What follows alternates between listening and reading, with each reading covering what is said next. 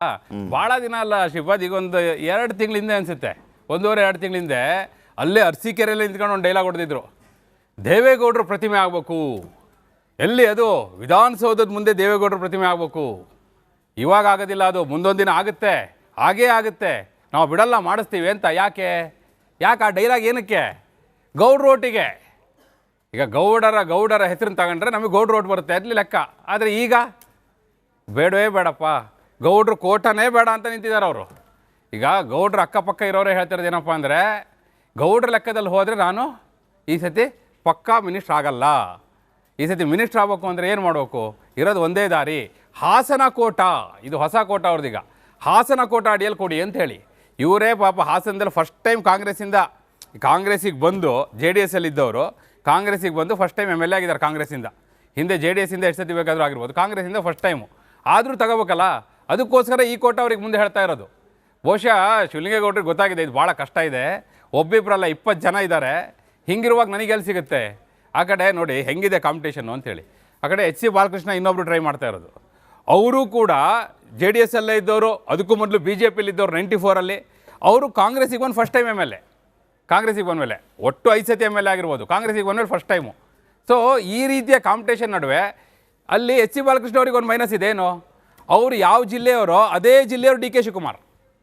ಹಿಂಗಿರುವಾಗ ಅವ್ರಿಗೆ ಎಲ್ಲಿ ಸಿಗುತ್ತೆ? ನಾನು ಹಾಸನ ಜಿಲ್ಲೆ ಅಂತ ಹೇಳ್ಕೊಂಡು ಹೋದರೆ ನನಗೆ ಗ್ಯಾರಂಟಿ ಸಿಗುತ್ತೆ. ಇದಂತೆ ಶಿವಲಿಂಗೇಗೌಡರ ಲೆಕ್ಕಾಚಾರ, ಬೇರೆ ಯಾರಲ್ಲ. ಅವ್ರ ಹೆಗಲ ಮೇಲಿರೋ ಟವೆಲ್ ಮುದ್ದೆ ಆಯ್ತಲ್ಲ, ಅದನ್ನ ನೋಡಿ ಅವ್ರ ಪಕ್ಕ ಇದ್ದವರೇ ಹೇಳಿದ್ದು, ಅಲ್ಲಿರುತ್ತೆ ನಮಗೆ ಸೋರ್ಸು.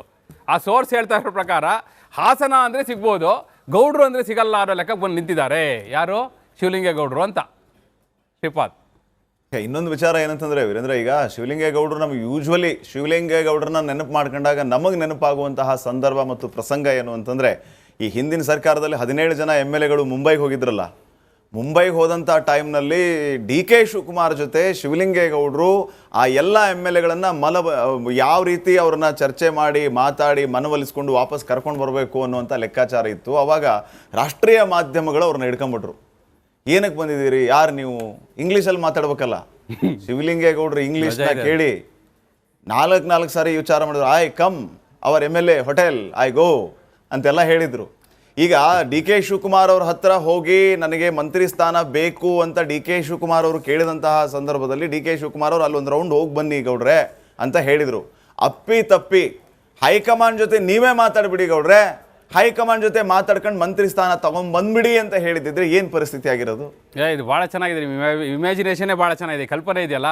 ನಾನು 2 ಹೇಳ್ತೀನಿ. ಒಂದು, DK ಶಿವಕುಮಾರ್ ಇತ್ತೀಚೆಗೆ ಏನು ಮಾಡ್ತಿದ್ದಾರೆ ಅಂತ ಗೊತ್ತಾ?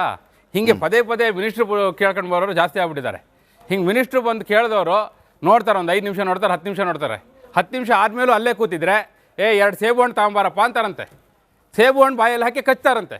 ಕಚ್ಚಿದ್ದಂಗೆ ಎದುರುಗಡೆ ಇದ್ದವ್ರು ಹೋಗ್ತಾರಂತೆ. ಅದು ಯಾಕಂತಲೇ ಗೊತ್ತಿಲ್ಲ. ಅದು ಯಾವುದೋ ಒಂದು ವಿಡಿಯೋ ವೈರಲ್ ಆಗಿದೆ ಅಂತೆಲ್ಲ ಹೇಳ್ತಾರೆ. ಆ ಕಾರಣಕ್ಕೆ ಇದ್ರೂ ಇರ್ಬೋದು. ಇನ್ನು ಶಿವಲಿಂಗೇಗೌಡರು ಏನಾದರೂ ಹೈಕಮಾಂಡ್ ಹತ್ರ ಹೋದ್ರು ಅನ್ಕೊಳ್ಳೋಣ, ಎದುರುಗಡೆ ರಾಹುಲ್ ಗಾಂಧಿ ಕೂತಿದ್ದಾರೆ. ರಾಹುಲ್ ಗಾಂಧಿ ಅವ್ರ ಹತ್ರ ಇವ್ರ ಕಾನ್ವರ್ಸೇಷನ್. ಅದು ನೀವು ಹೇಳಿದ್ರಲ್ಲ, ಐ ಗೋ ಯು ಕಮ್, ಶುರು ಆಯಿತು ಅಂದರೆ ಇವ್ರಿಗೆ ಮಿನಿಸ್ಟ್ರ್ ಪೋಸ್ಟ್ ಸಿಕ್ಕಂಗೆ ಅಂತೇಳಿ. ಬಹುಶಃ ಶಿವಲಿಂಗೇಗೌಡರಿಗೆ ಇದು ಅರ್ಥ ಆಗಿನೇ ಅವರೆಲ್ಲೆಲ್ಲೂ ಹೋಗ್ತಾ ಇಲ್ಲ. ಅವ್ರು ಒಂದು ಸದಾಶಿವನಗರದ ಮನೆ, ಇನ್ನೊಂದು ಕಾವೇರಿ ನಿವಾಸ. ಆ 2 ಕಡೆ ಬಿಟ್ಟು ಅವ್ರು ಹಾಸನ ಗೌಡ್ರ ಭಾಷೆ ಬಿಟ್ಟು ಬೇರೆ ಮಾತಾಡೋದಿಲ್ಲ.